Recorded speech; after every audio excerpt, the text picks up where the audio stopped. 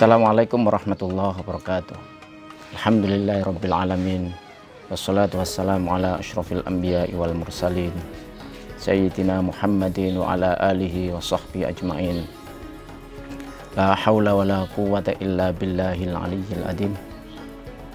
Rabbi shrah li sadri wa yassir li amri wa hlul 'uqdatam min lisani yafqahu qawli, amma ba'd.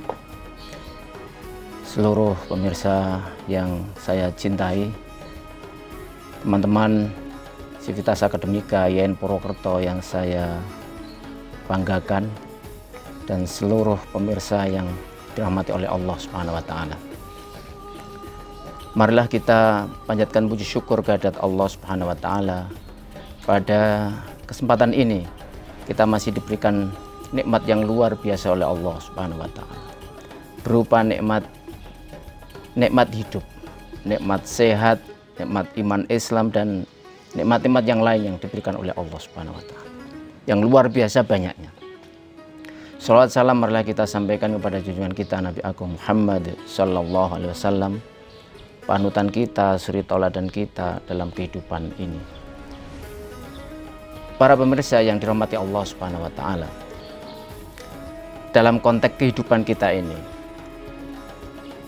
sebagai manusia, kita memiliki tugas yang luar biasa di dunia ini.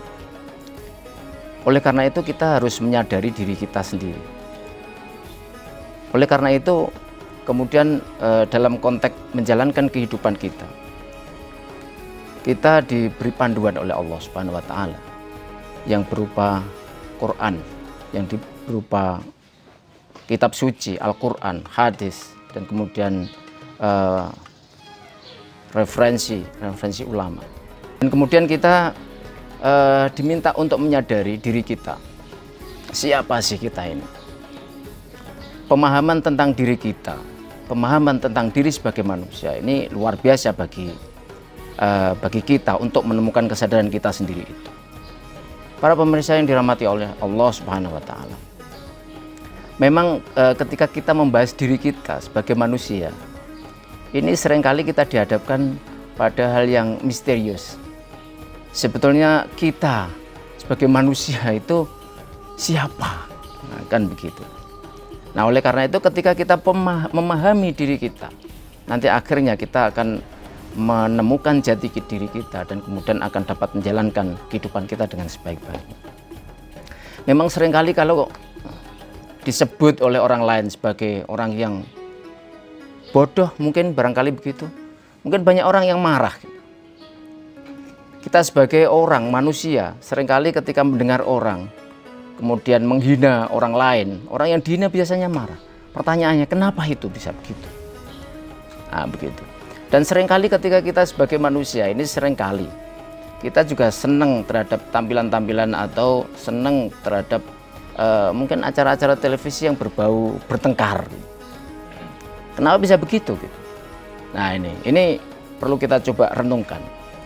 Para pemirsa yang dirahmati Allah Subhanahu wa taala, ternyata dalam diri kita, kalau kita merujuk kepada Al-Ghazali, Imam Al-Ghazali itu di Ihya, ya, juz 3, itu manusia itu diciptakan terdiri dari 4 komponen. Yang pertama adalah komponen syaitoniyah, kemudian ada sabuiyah, kemudian ada al-bahimiyah, dan kemudian ada robbaniyah. Nah, ini jadi kita perlu mengenali diri kita sendiri. Makanya ketika seseorang itu diperlakukan secara khusus di tempat yang VIP begitu, itu sangat senang karena dia memiliki sifat kekhususan yang seperti kekhususannya Tuhan itu. Itu sama ketika orang itu diarani bodoh gitu, itu dia nggak terima. Kenapa? Karena dia pada dirinya itu ada sifat itu diberikan oleh Allah, ya, wa nafakhtu fihi mir ruhi, itu ya. Makanya kemudian tidak suka diarani bodoh, itu nggak suka. Ya, itu diantaranya. Kemudian manusia juga punya sifat ya agresif.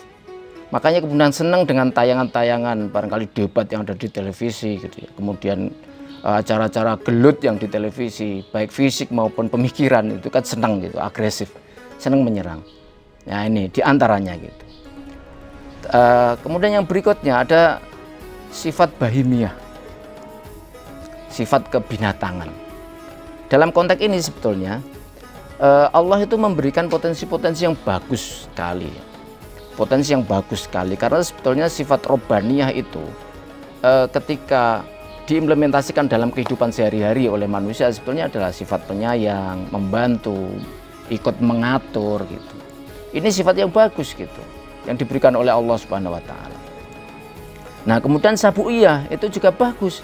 Karena apa? Ada sifat mempertahankan dan sifat menyerang ketika ada musuh yang datang atau kemudian ada hal yang harus dilawan gitu. Kalau tidak ada ini bahaya gitu. Sama juga sifat bahimiyah ada pada diri manusia, yakni muncul sifat sahwah. Sahwah itu adalah keinginan seperti makan, tidur, seksual, belanja, traveling, itu semua adalah sahwah. Nah, dan sifat-sifat yang demikian itu, sifat-sifat baik sabuiyah, sahwah, robbaniyah maupun syaitoniyah, ya itu bercampur di dalam diri manusia. Tetapi dalam konteks ini sebetulnya Allah Subhanahu wa taala itu memberikan peluang sebetulnya gitu ya. Mana yang boleh dilakukan oleh manusia dan mana yang tidak boleh gitu. Yang boleh dilakukan oleh manusia itu sebetulnya adalah sifat-sifat yang direkomendasikan oleh Allah atau dibolehkan oleh Allah. Dalam konteks ini syahwah boleh. Dalam konteks ini makan boleh.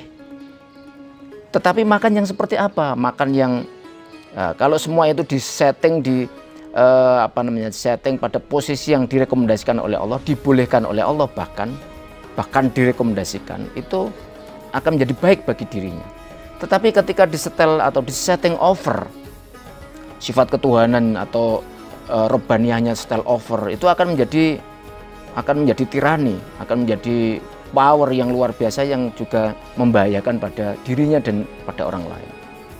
Kemudian disetel atau disetting lower, itu juga berbahaya. Karena apa?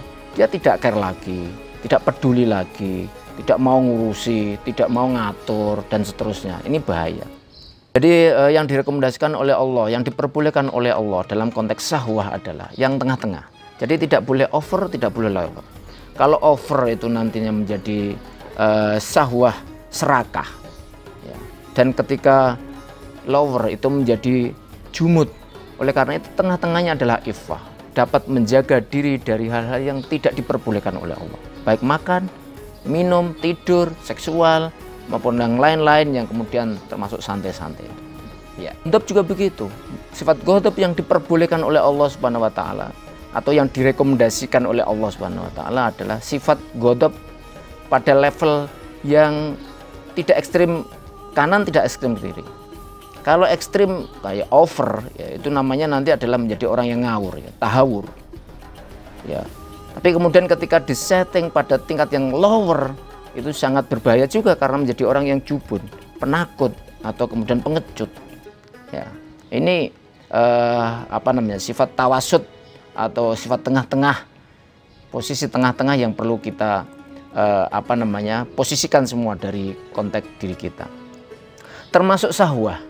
Sahwah itu Allah memberikan sahwah, memberikan keinginan-keinginan, dan keinginan-keinginan itu dibolehkan.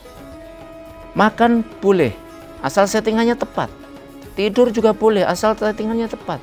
Kalau kemudian setiap melihat gambar bantal kemudian tidur, itu ya nggak boleh. Itu kan berarti stylenya over. Oleh karena itu, makan, tidur, seksual, belanja, traveling, dan lain sebagainya, itu sebetulnya diperbolehkan, cuma pada level tengah-tengah. Tidak boleh over maupun tidak boleh lower. Kalau begitu, insya Allah itulah yang direkomendasikan oleh Allah Subhanahu wa taala, yang menjadikan kita menjadi orang atau manusia yang bisa melaksanakan misi atau tugas sebagai manusia. Demikian yang dapat saya sampaikan, semoga bermanfaat. Assalamualaikum warahmatullahi wabarakatuh.